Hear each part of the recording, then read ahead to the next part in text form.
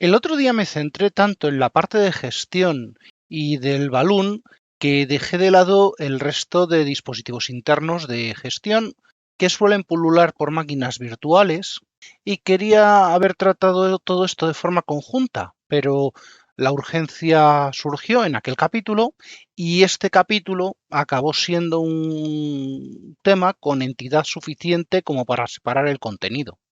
Hoy tocan el resto de mecanismos de comunicación entre máquina virtual y host. No creo que me deje ninguno, puesto que a pesar de que está bien documentado por cada fabricante, es algo que se toca muy poquito por parte del consumidor masivo y es más, es algo que tampoco preocupa a cierta gente de seguridad que conozco y eso no es positivo. Vamos a por el resto de dispositivos.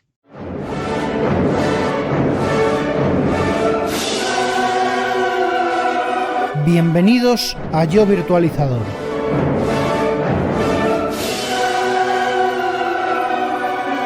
Tu podcast de referencia del mundo de la tecnología y de la virtualización.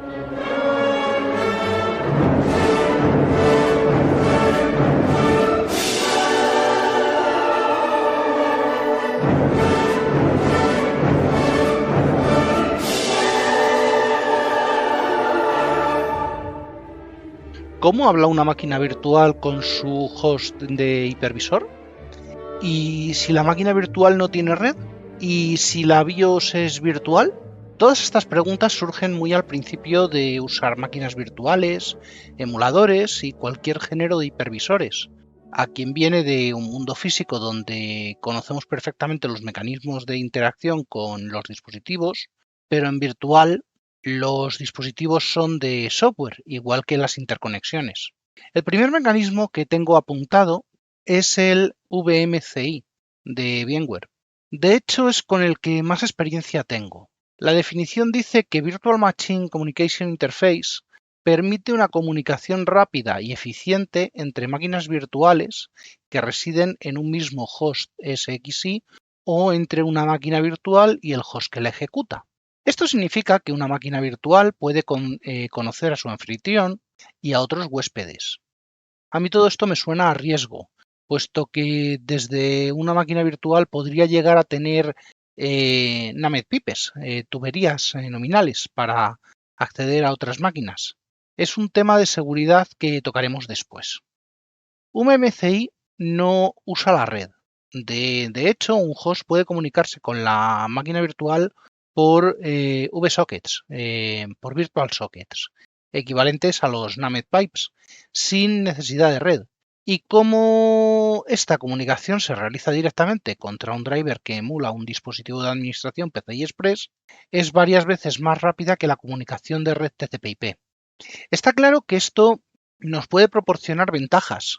Eso de que una comunicación sea 2 o 3 veces más rápida por VMCI que por red es siempre interesante y solo necesita que el dispositivo esté habilitado, que por defecto lo está, salvo algunas excepciones, y como limitante solo funciona dentro del mismo host.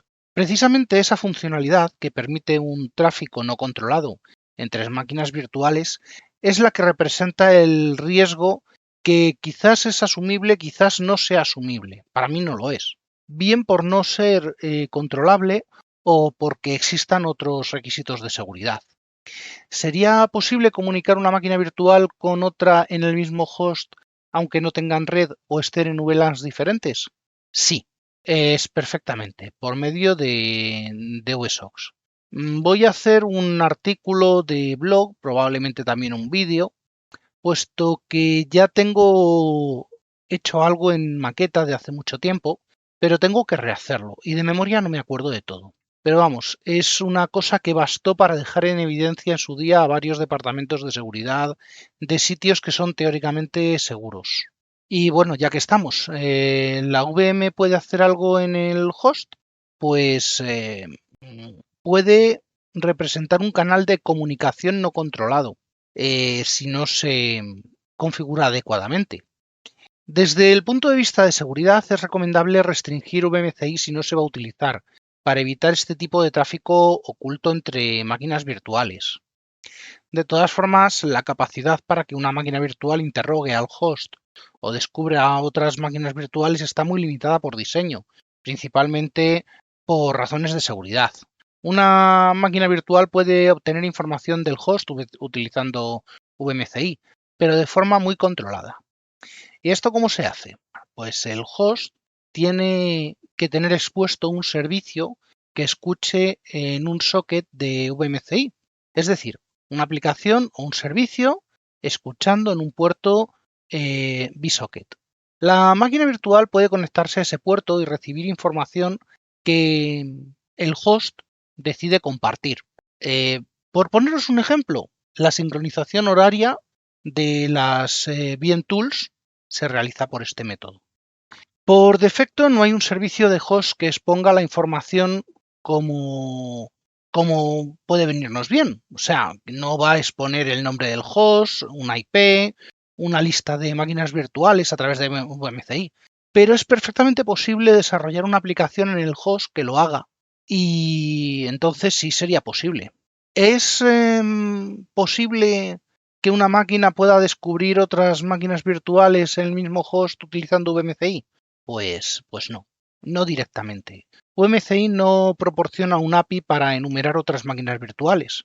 La comunicación entre máquinas utilizando vSockets requiere que ambas tengan VMCI habilitado, que una actúe como servidor, que esté escuchando en un puerto, que la otra conozca el CID, el Context ID de la máquina de destino, de la máquina servidor, pero no puedes obtener los CID de otras máquinas desde una máquina virtual a menos que te lo comuniquen explícitamente.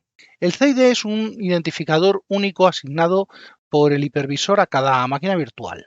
Simplemente lo voy a dejar aquí.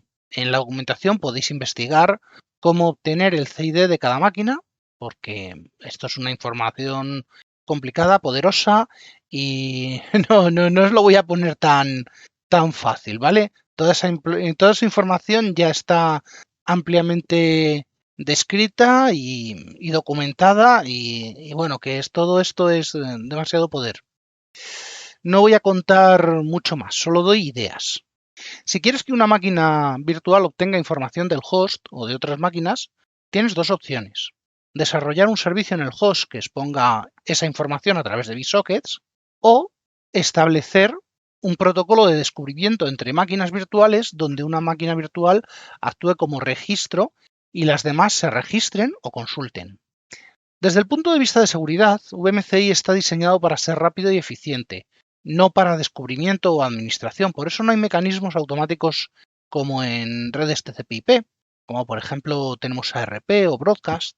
Esto, bueno, en fin, esto es VMware, pero todos cojean de la misma pata. Tenemos mecanismos similares en otros hipervisores. Casi todos tienen cosas que buscan objetivos similares.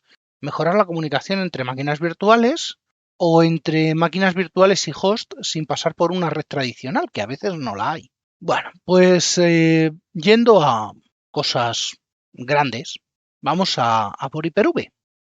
Y es que Hyper-V utiliza VMBus, que es un canal de comunicación interno entre el host y las máquinas virtuales. Pero esto es un poco más complicado. Para empezar, esto aplica a máquinas virtuales de generación 2. Las de generación 1 trabajan con una emulación de dispositivos y lo que eso conlleva. El VMBus permite una comunicación eficiente entre componentes como discos virtuales, adaptadores de red, dispositivos de máquina, y es similar a VMCI en cuanto a evitar la pila de red, pero está más centrado en la comunicación de máquina virtual a host que de máquina virtual a máquina virtual. En máquinas virtuales de generación 2 de Hyper-V, VMware, perdón, se me va, la cabra tira al monte. VMBus funciona como el canal de comunicación principal entre particiones. Y estas particiones son la partición primaria, que contiene los proveedores de servicios de virtualización, VSP, y las particiones secundarias, que son consumidores de servicios de virtualización. VSC. Este stack facilita la entrega de dispositivos sintéticos y servicios de virtualización sin depender de la emulación del hardware heredado. El VMBus está diseñado para reducir la huella de la emulación. Ese típico overhead de ¿por qué si pido 16 GB el hipervisor me cobra 16,30? Pues eso. Pues eso, que está diseñado para reducir ese overhead para todo lo que respecta a dispositivos virtuales de cualquier clase. La arquitectura a partir de ahí se separa del concepto de VMware. De hecho, es muy diferente. ¿Por qué? Pues porque esto lo monta como Hyper-V, monta un backplane, que es en el VMBus sería equivalente a decir que tenemos un PCH con puentes norte y sur que nos van a comunicar todos los dispositivos. En lenguaje de calle tenemos una placa base hecha de software y VMBus va a conectar dos clases de dispositivos, los VSP con los VSC. VSP es la partición lógica del hipervisor que agrupa a los dispositivos de los proveedores de servicios de virtualización, los Virtualization Service Providers. Esto procede, todos estos proveedores proceden del anillo -1 y hacen de interfaz con todo el hardware físico, evitando su exposición a la máquina virtual, que lo único que verá son dispositivos sintéticos. Los VSC serán muchos, porque van a crear un Virtualization Service Client por cada máquina virtual. Cada máquina contendrá su propia copia de la partición secundaria. El sistema operativo alojado, que además realizará la gestión de sus propios controladores, realizará un mapeo de cada dispositivo virtual contra su contraparte física en los VSP. Esto además facilita muchísimo la gestión de controladores, siendo prácticamente innecesarios para la mayoría de los sistemas operativos soportados para Gen 2. VMBus también tiene una serie de servicios, algunos de los cuales ya he comentado, como el Balloon o el proveedor de instantáneas de disco o los administradores de energía. En principio, nada fuera de lo común y con equivalentes en todos los hipervisores. Pero esto sí, una cosa a la que nos obliga SMBus es a la gestión bloqueada por UEFI en generación 2. En generación 1 aún se puede utilizar BIOS, pero no aprovechamos todo el SMBus. En teoría, el uso de dispositivos sintéticos por medio de SMBus provisionados por UEFI de generación 2 para la máquina virtual y reduciendo, cuando no eliminando, los componentes legacy, hacen que la misma máquina sea sensiblemente más lenta en generación 1 que en generación 2. Y en generación 1 va a tener un mayor consumo de RAM, de CPU y va a tener un overhead, bueno, en fin. Y por último, que ya que he nombrado aquí a la primera de las bichas, pues viene la segunda, el TPM virtual. Aquí viene incrustado en el bus y no se puede quitar, salvo pasando a generación 1. Por parte de Xen y XCP-NG, aquí se utilizan otras, cosas parecidas. La paravirtualización, donde el sistema operativo invitado está modificado para comunicarse directamente con el hipervisor, pues permite una comunicación más eficiente entre máquina virtual y host, aunque no está diseñado específicamente para máquinas virtuales contra máquinas virtuales como VMCI, pero también tiene lo suyo. Tiene una arquitectura similar al VMBus, donde tendríamos pues los VSC y VSP, aquí vendrían a denominarse canales de eventos y canales de garantías, los Grand Channel y los Event Channel. No es lo mismo que una placa base de software, ni pretende serlo, pero bueno, ahí está la idea. De hecho, no son dos particiones, sino que son cosas que se cruzan, no son dos grupos separados. La idea de estos canales es comunicar al DOM 0 o al driver domain activo, que eso depende del producto y la versión. No es lo mismo el Xen de Citrix que el XCP-NG, que el Xen kernel. Bueno, pretenden comunicar al driver domain activo, que va a trabajar como gestor de entrada y salida frente a los DOM new. Puede haber ciertos paralelismos entre DOM0 haciendo las labores de VSP y DOM-U haciendo las labores de VSC, aunque más real sería que los channel hacen que los drivers de frontend creados por cada DOM-U en las máquinas virtuales puedan comunicar con los drivers de backend en el DOM0. Y llegamos a KVM. Y KVM en Linux no tiene un equivalente directo con el VMCI, pero puede utilizar Virtio para mejorar la eficiencia de dispositivos virtuales, como por ejemplo la red o el disco, y tiene un driver con un mecanismo parecido al que sería el driver de VSOX. También puede utilizar VSOX para acelerar la comunicación entre máquinas virtuales utilizando mecanismos del kernel, pero esto incurre en los mismos problemas de seguridad que VMCI y viene desconectado por defecto. La realidad es que KVM, tanto Acropolis como Proxmox como QEMU libvirt, tienen una arquitectura mucho más simple, gobernada por un lado en el anillo -1 por la exposición de los dispositivos a través de hipercal a los drivers de Virtio en el lado de la máquina virtual, lo cual redunda en una panoplia mucho más extensa de dispositivos a presentar por parte del host a los invitados. Eso no quiere decir que sea más seguro o menos seguro, es simplemente diferente. Y llegados a este punto, pues nos queda hablar de otro dispositivo, ¿vale? Esto ya es un poco más genérico. Nos queda hablar de la BIOS. En una placa base todos sabemos lo que es una BIOS o una EFI, pero en virtual el concepto es un poco diferente, puesto que el proceso del hipervisor que emula a la máquina física no puede salirse mucho de lo que el sistema operativo alojado espera encontrar, así que va a emular un IPL, un Initial Program Loader. No quiero descubrir aquí el funcionamiento completo, creo que eso será mejor dejarlo, pues debido a su extensión, su importancia, vamos a dedicarle por lo menos un capítulo. Pero bueno, básicamente un IPL es el guión que sigue la electrónica para inicializar dispositivos y preparar la carga de los componentes de software que vendrán después.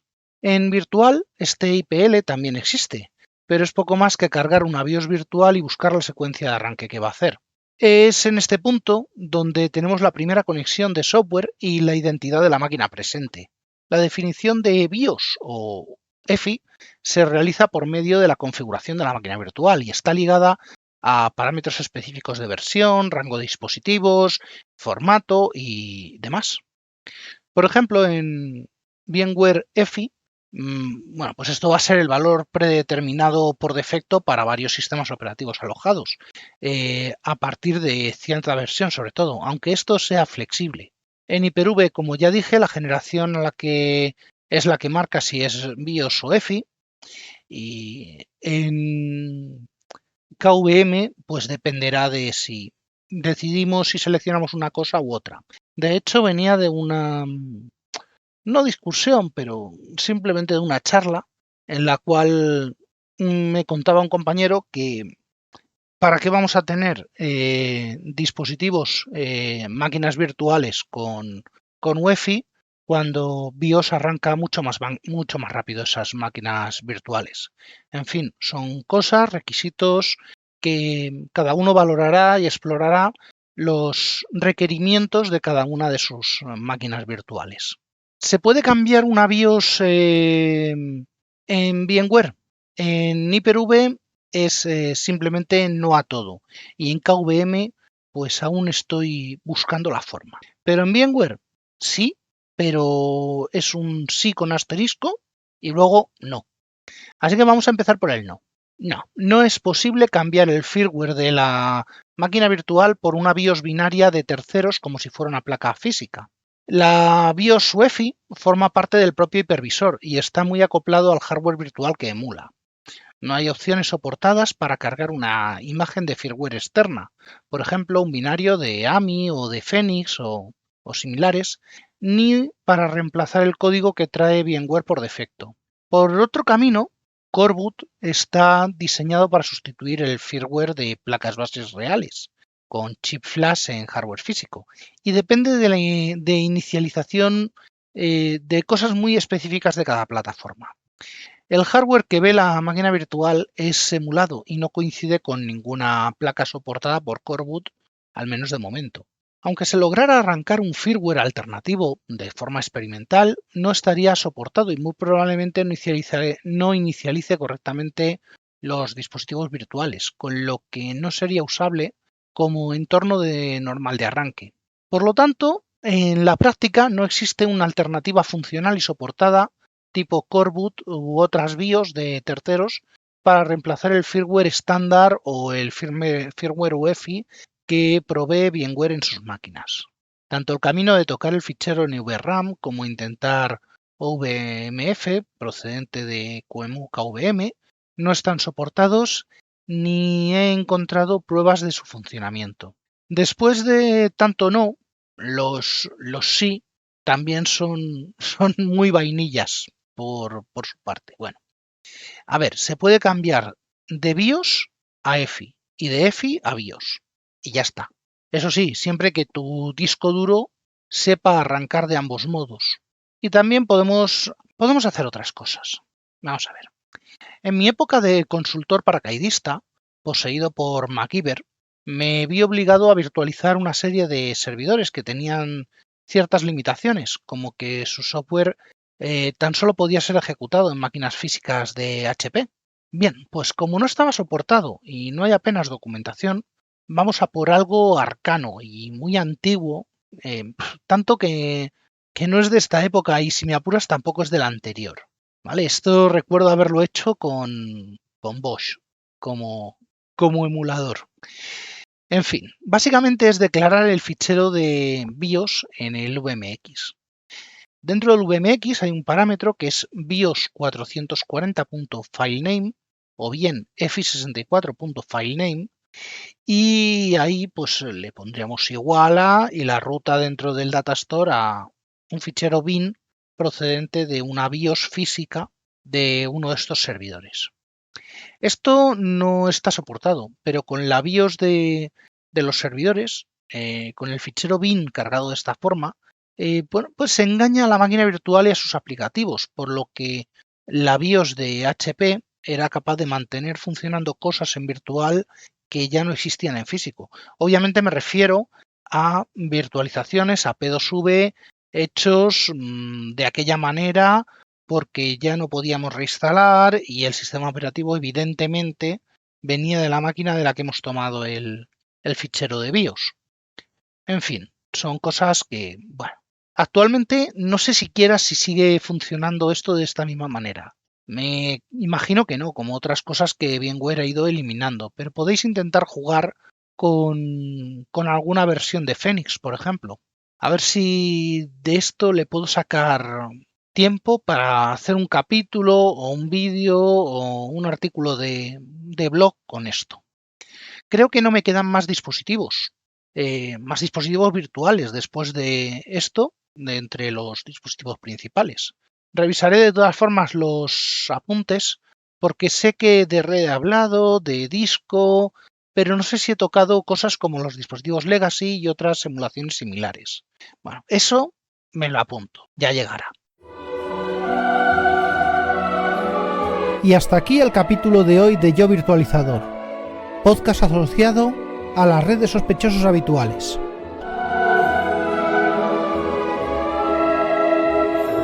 Para más información de contacto, suscripciones y resto de la información referida en el programa, consulta las notas del mismo. Un saludo y hasta la próxima.